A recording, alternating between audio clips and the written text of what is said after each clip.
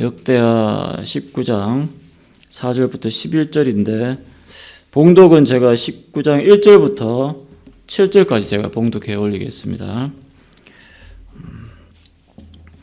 유다왕 여호사밧이 평안히 예루살렘에 돌아와서 그의 궁으로 들어가니라. 하나니의 아들 선견자 예후가 나가서 여호사밧 왕을 맞아 이르되 왕이 악한 자를 돕고 여호와를 미워하는 자들을 사랑하는 것이 옳으니까. 그러므로 여호와께로부터 진노하심이 왕에게 임하리이다. 그러나 왕에게 선한 일도 있으니 이는 왕이 아세라 목상들을 이 땅에서 없애고 마음을 기울여 하나님을 찾음이니이다 하였더라. 여호사밧이 예루살렘에 살더니 다시 나가서 브엘세바에서부터 에브라임 산지까지 민간에 두루다니며 그들의 조상들의 하나님 여호와께로 돌아오게 하고 또 유다 온 나라의 견고한 성읍에 재판관을 세우되 성읍마다 있게 하고 재판관들에게 이르되 너희가 재판하는 것이 사람을 위하여 할 것인지 여호와를 위하여 할 것인지를 잘 살피라. 너희가 재판할 때에 여호와께서 너희와 함께 하심이니라. 그런즉 너희는 여호와를 두려워하는 마음으로 삼가 행하라. 우리의 하나님 여호와께서는 불의함도 없으시고 치우침도 없으시고 뇌물을 받는 일도 없으시니라 하니라. 아멘. 1절을 보시면 그 유다왕 여호사밧이 평안히 예루살렘에 돌아왔다라고 기록을 하고 있습니다. 18장을 이렇게 만약에 모른다고 치면은 1절만 보면 어떤 느낌이 있습니까? 무슨 일이 있었나 보다 그런 생각이 들겠죠. 평안히 왔다 그러니까. 근데 평안히 돌아왔다라고 하는 것은 평화롭게 돌아왔다 이런 의미보다는 무사하게 돌아왔다 하는 의미로 봐야 합니다. 무사하게 이 왕이 돌아왔다. 좀 더 의아하죠, 그죠? 그런데 맞습니다. 이 여호사밧 왕은 경상도 말로 시급했습니다. 시급하고 돌아왔는데 죽다 살아 돌아온 거죠. 사돈지간에 있는 그 이스라엘 왕 아합의 그 아합 왕의 그 권유에 어떤 자기가 못 이겨서 이 길랄 라못 전투에 참여하게 됐다가 정말 죽다 살아왔습니다. 얼마나 마음속이 착잡하겠어요. 그죠? 돌아오는 길에 이 여호사밧 왕의 그 귓가에 울려 퍼지는 그 음성이 있었을 겁니다. 그것은 뭐냐면 이 미가야 선지자가 했던 그 말이 귓가를 맴돌았겠죠. 계속해서. 18장 27절 보시면 18장 27절입니다. 제일 마지막 부분 보십시오. 또 이르되 너희 백성들아 다 들을지어다. 미가야가 그 얘기를 했어요. 너희 백성들아 다 들을지어다. 이게 세번역 성경에서는 이렇게 이야기하고 있습니다. 여기에 있는 모든 백성은 내 말을 잘 기억하여 두시오. 여기에 있는 백성들은 내 말을 잘 기억하여 두십시오. 그리고 공동번역에서는 이렇게 얘기를 합니다. 임금께서 무사히 돌아오신다면 내가 받은 말씀이 여호와의 말씀이 아닙니다. 예? 그러니까 아합 왕이 돌아올 경우는 내가 한 말이 하나님의 말씀이 아닌 줄 알라고. 다른 말로 뒤집어 말하면 뭐예요?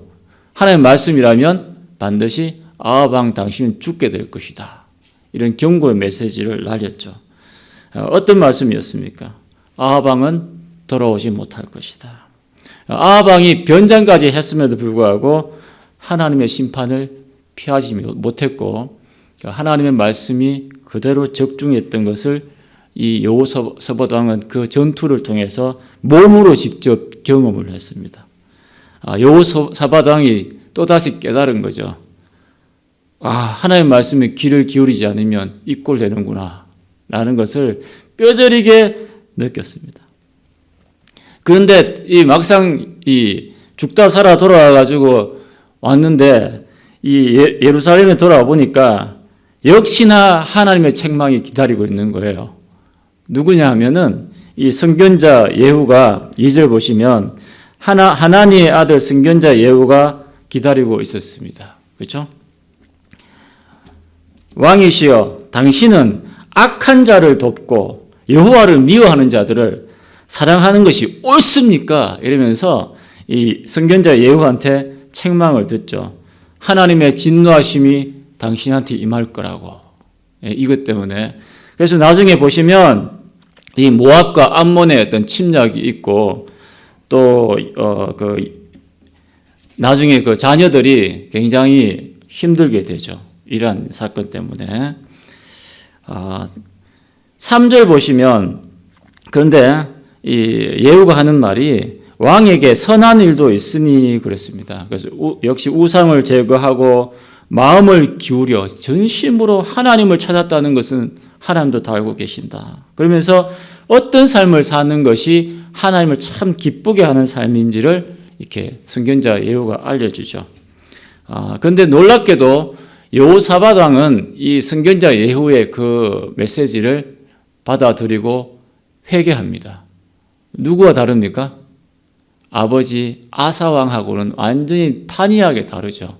아사 왕은 그 선견자 하나니의 어떤 그 책망을 듣고 옥에다 가뒀잖아요. 그런데 이 여호사밧 왕은 예후, 선견자 예후의 말을 그대로 듣고 회개하게 이른단 말이죠. 그런데 놀랍게도 재밌는 건 뭐냐면 선견자 하나니는 이 지금 얘기하고 있는 이 예후의 아버지거든요. 그러니까 이게 아버지 때하고 이 아들 때하고 정말 어떻게 운명이 이렇게 된지 모르겠지만 이렇게 만났어요. 예? 근데 여호사밧 왕이 굉장히 우리들한테 놀라운 점을 시사하고 있는 바가 바로 이것입니다. 우리 그리스도인들도 보고 배워야 된다고 생각해요.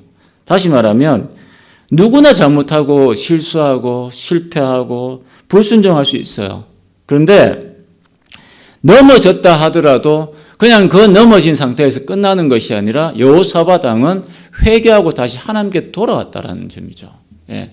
하나님의 그 말씀을 듣고 자신의 잘못을 깨닫고 돌아올 수 있다라는 것, 이것이 바로 여호사밧 왕한테 굉장히 높이 살만한 점이다라는 것을 우리가 알 수 있습니다. 어떤 분들은 이렇게 얘기합니다. 자꾸 막 불순종하고 교회도 잘 안 나가고 막 그러니까 딱 이래요. 교회 안 나가? 내가 나가면 뭐해? 내 같은 사람은 교회 나가도 또 다시 죄 짓고 뭐 그렇게 될 건데, 나중에 하나님한테 혼나지 뭐. 한 번에 혼나면 될 것 같은데 뭐 이렇게 얘기하면서 굉장히 교회도 안 나가고 신앙생활로 다시 돌아오지 않는 분들도 이 세상 속에 살다 보면 그런 일이 많습니다. 그런데 그분은 하나님의 어떤 그 책망이라는 것이 얼마나 큰지를 잘 모르는 것 같아요. 그리고 하나님의 마음을 잘 모르는 것 같아요. 하나님은 죄를 짓지 않는 사람도 굉장히 기뻐하시고 사랑하시는데요. 죄를 지음에도 불구하고 다시 돌아오는 사람도 그만큼 사랑하신다는 거예요. 그게 하나님의 마음이에요. 누가복음 16장에 그 막내 아들이 죄 짓고 이렇게 다시 하나님 그 아버지한테 자기 돌아왔을 때에 그 아버지가 어떻게 했는지 한번 우리가 봐야 돼요. 한번 눈여겨봐야 되는 게 그 아버지가 막 그 아들 돌아왔을 때 막 잔소리 했습니까? 막 이놈의 자식이 내가 가지 말라고 했는데 갔다고 막 그렇게 했냐고요. 그러지 않았단 말이죠. 그냥 아무 말도 없잖아요. 잘 왔다 아들아. 예? 잘 왔다. 그러면서 배고프지? 그래서 송아지 한 마리 내가 잡을게. 그러시면서 그 아들을 그냥 이렇게 품어주셨단 말이에요. 이 모습이 바로 우리 하나님 아버지의 모습이라는 거예요. 그러니까 우리가 혹 잘못을 하고 좀 죄를 짓더라도 물론 죄를 지어도 괜찮다는 면접을 주는 건 아니에요. 그런데 혹 내가 지금 하나님 앞에 바르게 살지 못하고 좀 죄를 짓고 하더라도 신앙생활 좀 등하시했던 분들이라도 하나님은 여전히 회개하고 돌아오면 아무 일도 없었다는 듯이 그렇게 어깨를 두들겨 주시면서 다시 하자 하는 그런 말씀을 하실 것이다 하는 얘기죠. 오늘 말씀을 보면 더더욱 그렇다는 것을 느낍니다. 그래서 오늘 말씀은 제가 제목을 다시 시작하자라는 제목을 함께 나누기를 원합니다. 다시 시작하자. 첫째, 우리가 하나님 앞에 다시 서기 위해서, 다시 시작하기 위해서는 말씀으로 돌아가야 됩니다. 내가 회개에 합당한 열매를 보여주고 싶고 맺기를 원한다. 어디로 돌아가야 됩니까? 말씀으로. 다시 원점으로, 말씀으로 시작했으면 말씀으로 다시 시작할 수 있는 그런 삶을 살 때 우리는 회개의 어떤 삶을 살 수 있다 하는 것을 보여주는 것이죠. 그 4절을 보시면 이 여호사밧 왕이 예루살렘에 있다가 브엘세바, 아래로는 브엘세바, 위로는 에브라임 산지까지 백성들을 일일이 순회하면서 돌아보는 그 모습을 보게 됩니다. 왜라고 이유가 뭐라고 되어 있습니까? 그들의 조상들의 하나님 여호와께로 돌아오게 하고 백성들을 하나님께 돌아오게 하기 위해서, 그만큼 개혁이라는 것이 만만치 않다라는 것을 보여줄 수 있겠죠. 그래서 또 여호사밧 왕이 길랄 라모 전투에서의 어떤 그 아픈 것을 겪고 나서 백성들을 일일이 챙깁니다. 하나님의 말씀 가운데에 나의 백성들이 제대로 말씀을 지키고 그 말씀에 순종하고 있는지를 돌아보게 된다는 얘기죠. 17장 역대하 17장 1절에서 9절까지 보면 1차 계획을 단행을 해요. 우상을 제거하고 또 하나였던 그 여호사밧 왕한테 그 주목해야 될 점이 뭐냐면 방백들을 통해서 일일이 그 백성들한테 말씀을 가르치게끔 했지 않습니까? 1차 계획 때의 모습인데 지금은 왕이 직접 나서요. 여호사밧 왕이 직접 백성들한테 다가갑니다. 2차 개혁인 셈이죠. 그래서 하나님의 말씀대로 살아간다라는 것이 얼마나 중요한지 그는 깨달았기 때문에 이 백성들한테 한 발짝 더 다가서게 된다는 얘기죠. 그만큼 개혁대로 이루어지는 것이 쉽지 않다라는 것입니다. 하나님 말씀대로 사는 게 쉽지 않다라는 걸 우리가 잘 알아야 됩니다. 그래서 하나님 말씀은 철저히 우리가 말씀을 듣고 아는 것에서 끝나면 안 돼요. 하나님 말씀은 어떻게 됩니까? 지켜야 돼요. 그 말씀에 순종해야 돼요. 그럴 때에 하나님의 말씀이 의미가 있는 거예요. 아무리 말씀을 많이 듣고 많이 안들 내 삶의 변화는 없습니다. 그걸 아셔야 돼요. 내 삶에 왜 변화가 없느냐? 말씀에 순종하지 않기 때문에 그런 거예요. 말씀대로 지키지 아니하고. 예수님께서 그 마지막 유언과도 같은 말씀을 그 마태복음 28장 20절에서 말씀하셨지 않습니까? 볼지어다, 그렇죠? 볼지어다. 내가 너희에게 분부한 모든 것을 가르쳐 지키게 하라 했잖아요. 말씀을 가르치라고 아니라 가르쳐 지키게 하라. 예? 그러니까 하나님의 말씀은 가르치는 수준에서 끝나면 안 돼요. 오늘날 성도들을 보십시오. 한번 우리의 모습을 한번 보십시오.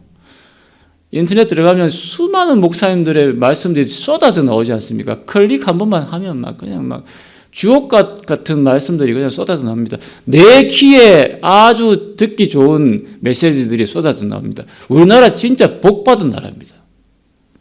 하나님의 말씀들이 여기도 막 있고 저기도 있고 막 그래요. 예? 어떻게 보면 일만 스승을 두고 있는지도 모르겠죠. 예, 사도 바울처럼. 영적 아비는 없고 내가 듣기에 좋은 나의 만족을 위해서 듣는 수많은 그 설교와 말씀들을 우리가 겪고 있는데 그런 말씀을 들은들 뭐 하겠어요? 능력이 없는데. 자기 지적 만족만 그래요. 지적 만족만. 아, 말씀 좋다. 예? 그런데 삶의 변화가 없잖아요. 왜냐하면 말씀을 가르치는 수준에서 끝나기 때문에 그래요. 내 삶 속에 그 말씀을 먹어야죠. 적용시켜야죠. 실천해야 되죠. 예수 믿는 우리 어떤 한 아주머니께서 어린 애를 데리고 버스를 탔어요. 딱 탔는데 기사 아저씨가 잠깐만 아주머니 잠깐만 그 애 요금 내셔야 되죠. 이러니까 우리 애 7살입니다. 그러니까 애가 하는 말이 눈을 동그랗게 뜨면서 엄마 나 8살인데 초등학교 1학년인데 왜 그래? 막 그러니까 온 그 막 버스 안에 난리가 났어요. 막 웃고 난리가 났어요. 예? 이게 그 아주머니만의 모습일까요? 우리의 모습일 수도 있습니다. 제가 직접 들은 얘기예요. 예. 그래서 하나님의 말씀대로 산다라는 것이 참 현실 속에서 그렇게 만만치 않습니다. 예. 그렇게 정직하게 살아가고 하나님 말씀대로 어떤 우리가 그 살아갈 때에 여러 가지 어려움들도 있지만 그 말씀대로 살 때에 우리는 다시 하나님 앞에 제대로 설 수 있다고 감히 말씀드릴 수 있는 거죠. 두 번째, 다시 시작하기 위해서는 말씀대로 살 때 보람을 느끼게 해야 됩니다. 하나님의 말씀대로 살 때 무엇을 느끼게 해야 된다? 보람을 느끼게 해줘야 됩니다. 이거 굉장히 중요한 겁니다. 제가 말씀을 묵상하면서 굉장히 깜짝 놀랐습니다. 여호사밧 왕이 5절부터 11절까지, 4절부터 11절까지, 그죠? 5절부터네요. 예, 5절부터 11절까지 사법개혁을 단행을 했어요. 예, 사법개혁을 단행했는데, 5절에서 7절 보시면 각 지방 도성의 그 성읍에다가 재판관을 세웁니다. 그래서 백성들의 그 억울함을 풀어주고 공정하게 재판을 하라고 재판관들을 세우는 장면들을 보게 되죠. 그래서 5절 보십시오. 또 유다 온 나라의 견고한 성읍에 재판관을 세우되 성읍마다 있게 하고 그랬어요. 그래서 각 지방 성읍에 재판관들을 세우게끔 했고, 그 다음에 여기 7절부터 보시면 8절부터 11절까지 보시면 예루살렘에도 재판관들을 세우도록 했어요. 그래서 이 8절 보겠습니다. 여호사밧이 또 예루살렘에서 레위 사람들과 제사장들과 이스라엘 족장들 중에서 사람을 세워 여호와께 속한 일과 예루살렘 주민의 모든 송사를 재판하게 하고, 그래서 지방 성읍의 재판관들을 둘 뿐만 아니라 이 예루살렘, 이 소위 말하면 이 수도죠. 예루살렘에다가 또 재판관을 세우게끔 했습니다. 사법개혁을 단행을 한 거죠. 그래서 근데 이 예루살렘에 있는 이 재판관들을 세운 이 어떤 그런 중앙법원이라고 할 수 있죠. 중앙법원은 조금 지방성읍과 조금 다른 성격이 있는데, 10절 보시면 어떤 성읍에 사는 너희 형제가 혹 피를 흘림이나 그랬죠. 어떤 살인사건이 벌어졌다든지, 아니면 혹 율법이나 계명이나 율례나 규례로 말미암아 너희에게 와서 송사하거든. 그래서 이 율법, 계명, 율례, 규례라든지 이 하나님의 말씀을 깊이 있게 들어갔을 때에 어떤 해석함에 있어서 또 오류를 일으킨다든지 이해할 때 잘 이해 못해가지고 우리 삶 속에 여러 가지 일들이 벌어질 수 있죠. 우리 같은 경우에도 또 헌법재판소 같은 기구들이 있는 것처럼 어떤 중앙에 있는 어떤 중앙법원, 예루살렘에 있는 중앙법원은 어떤 그러한 지방선거에서 다루지 못했던 것들을 다뤘다 하는 것을 볼 수가 있습니다.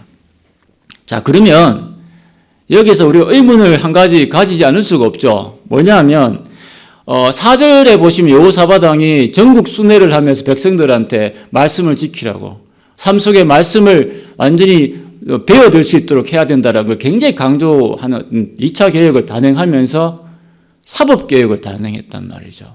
왜 사법개혁을 단행했을까 하는 의아심을 가질 수밖에 없어요. 제가 말씀을 묵상하면서 어떤 생각이 들었냐면, 제가 무릎을 탁 쳤어요. 정말 대단하다. 이 왕은 정말 대단하다라는 걸 깨닫게 된 게 뭐냐면, 촌 구석마다 이 왕이 갔다라고 이게 이야기하고 있지 않습니까? 전국 순회를 하는데, 이렇게 돌았을 거예요. 왕이 직접. 물론 일일이 다 가르치진 않았겠죠. 밑에 사람들이 말씀을 전하고 가르치고 했겠지만. 그런데 하나님의 말씀대로 살라고 막 강조를 했어요. 우리가 이렇게 살면 안 된다라고 막 얘기를 했는데, 그 말씀대로 살았을 때 말씀대로 살았는 것에 합당한 보람을 느끼게끔 해줘야 백성들의 마음을 움직일 수 있다라는 거죠.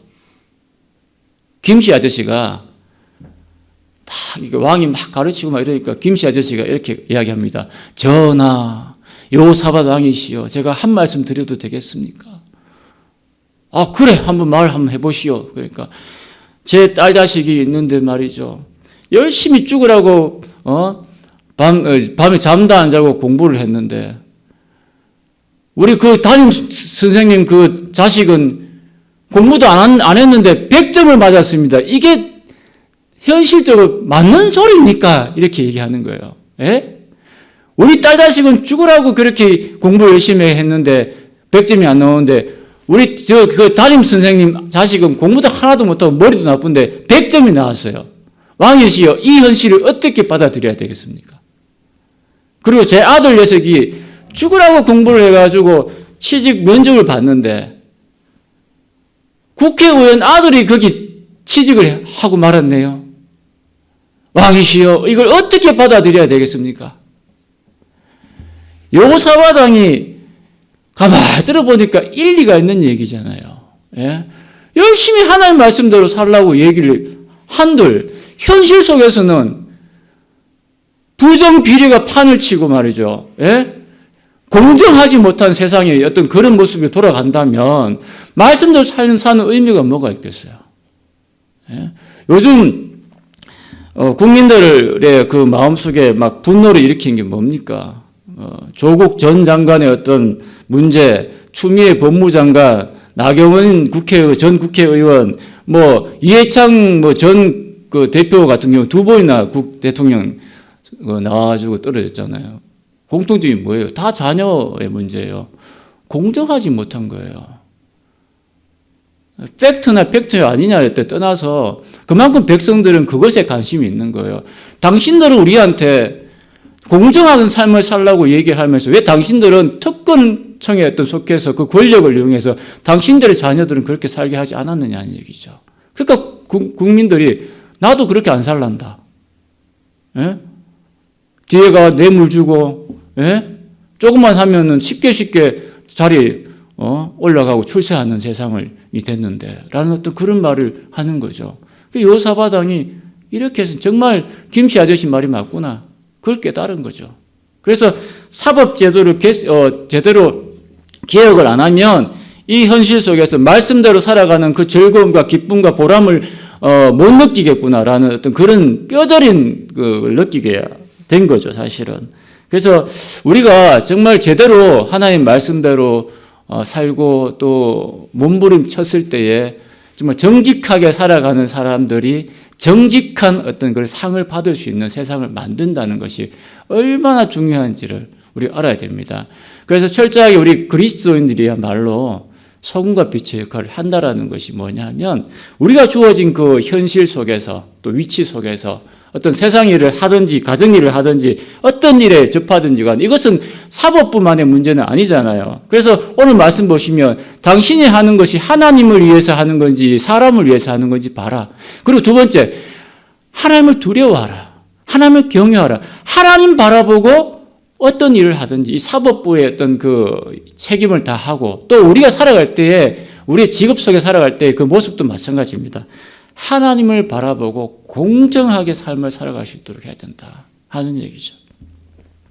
아모스 5장 24절 말씀을 보시면 오직 정의를 물같이 공의를 마르지 않는 강같이 흐르게 해라 이렇게 나와 있어요. 그래서 하나님은 뇌물 받고 그렇게 한쪽으로 치우치는 그러한 판단을 하시지 않는데 당신들도 그렇게 삶을 살기를 바란다. 그럴 때 우리 하나님 믿는 사람들이 정말 보람을 느끼고 하나님 말씀대로 누구나 다 살고자 하는 어떤 그런 마음들이 동기부여가 자연스럽게 될 것이다 하는 것이 하나의 어떤 요약이겠죠. 사랑하는 성도 여러분, 오늘 우리가 말씀을 돌아봤는데 정말 하나님 앞에 바로 서고 싶다면 말씀으로 다시 돌아갔으면 좋겠어요. 다시 말씀에 귀를 기울이고 말씀대로 그 말씀대로 살려고 해야 된다는 얘기죠. 그리고 말씀대로 살았을 때의 보람과 즐거움과 기쁨을 누릴 수 있도록 세상 사람들을 바라보기 전에 우리 예수 믿는 사람들만큼이라도 그러한 어떤 주어진 이치 속에서 최선을 다했으면 좋겠습니다. 예, 기도하시겠습니다.